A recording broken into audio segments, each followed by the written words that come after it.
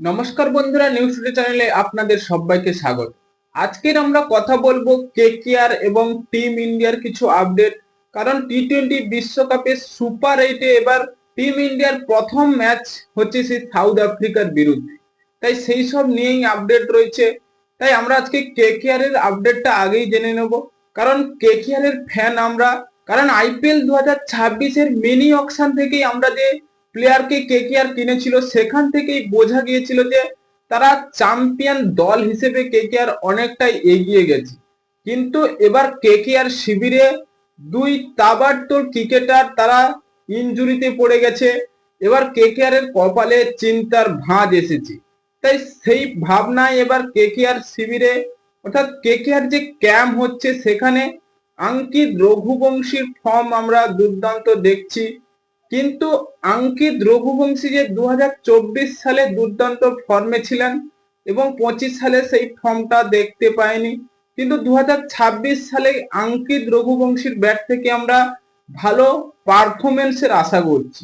কারণ young cricketer KKR তৈরি করে এবং সেই ইয়ং ক্রিকেটারদের কদর দিতে জানে সেই কেকেআর ম্যানেজমেন্ট। তাই সেই আঙ্কিত রঘুবংশীকে তৈরি করেছেন অভিষেক নাইয়ার। এবার অভিষেক নাইয়ারও কেকেআর এর হেড কোচ। তাই ম্যানেজমেন্ট যেভাবে শক্ত হয়েছে এবার কেকেআর প্লেয়াররাও তেমন শক্ত হওয়া দরকার।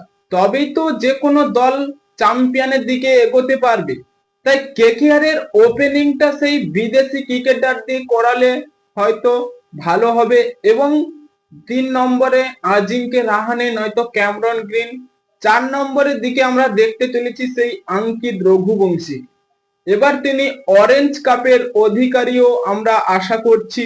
কারণ এই ইয়ং ক্রিকেটার কেকেআর এর জন্য ভালো পারফরমেন্স দিতে পারবে এবং কেকেআর যে তাকে রিলিজ করে রেখেছে হয়তো ভবিষ্যতের কথা ভেবে।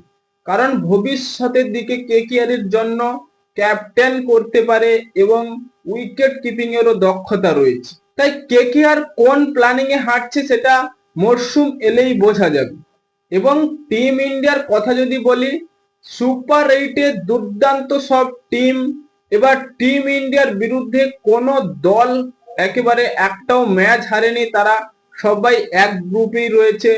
ইন্ডিয়া বলুন, জিম্বাবুয়ে এবং ওয়েস্ট ইন্ডিজ, সাউথ আফ্রিকা, তারা কোনো দল হারেনি এই 4টে দল।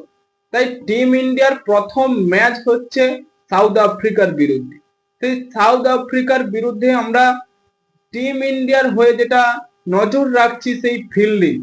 এবার টি-20 বিশ্বকাপে টিম ইন্ডিয়ার ফিল্ডিং একেবারে জঘন্য। কারণ তারা ক্যাচ মিস করছে এবং ওপেনিং এর স্টার্টটা এবার ভালো করতে হবে। সেই অভিষেক শর্মা 3 বার 0 রানে আউট হয়েছে টি-20 বিশ্বকাপে। তাই সঞ্জু স্যামসনকে দিয়ে কি ওপেনিং করানো যাবে? কারণ তিনি স্পিন অ্যাটাকের সামনে একেবারে খেলতে পারছেন না সেই অভিষেক শর্মা। তাই টিম ইন্ডিয়া অনেকটাই দুশ্চিন্তা, যেটা তাদের শুরুটা ভালো দিতে পারছে না। তাই শুরু যদি ভালো না হয় তাহলে শেষটা কি করে হবে? তাই ওপেনিং যদি ভালো পারফরমেন্স দেয় তাহলে শেষের দিকে ব্যাটিংরা এসে হাত খুলে ব্যাটিং করতে পারে। তাই সাউথ আফ্রিকার বিরুদ্ধে সেই আহমেদাবাদের মাটিতে টসটাই ম্যাটার করবে টিম ইন্ডিয়া। এবং বন্ধুরা, দেখাই যাক কি করতে পারে টিম ইন্ডিয়া। তাদের যে শক্তিশালী স্কোয়াড, বোলিং ব্যাটিং সবকিছুই দুর্দান্ত রয়েছে। তাই কি সাউথ আফ্রিকার বিরুদ্ধে প্রথম ম্যাচে জয় আনতে পারবে টিম ইন্ডিয়া? এবং কেকেআর এর আঙ্কিত রঘুবংশী ক্যাম্পে জয়েন করেছে এবং তার পারফরমেন্স আমরা ভালো দেখছি। তাই আপনাদের মতামত কমেন্ট বক্সে লিখে জানিয়ে দিন এবং চ্যানেলটি সাবস্ক্রাইব করে আমাদের পাশেই থাকুন। ভিডিওটি শেষ পর্যন্ত দেখার জন্য আপনাকে অসংখ্য ধন্যবাদ।